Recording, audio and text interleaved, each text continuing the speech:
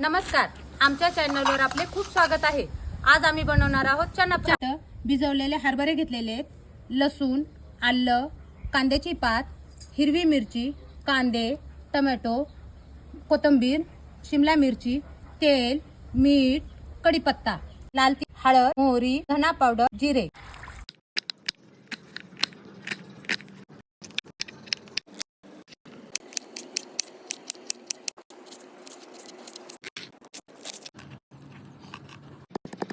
तेल टाकून घेऊ, कढीपत्ता टाकू, मोहरी, जिरे, कांदा, लसणाची पेस्ट टाकून घेऊ, मिरची आणि शिमला मिरची टाकून घेऊ, टोमॅटो, त्यात कांद्याची पात, हळद, लाल तिखट, धना पावडर, चणे टाकून घेऊ, मीठ। चला आपले चणे फ्राय झाले की नाही बघू।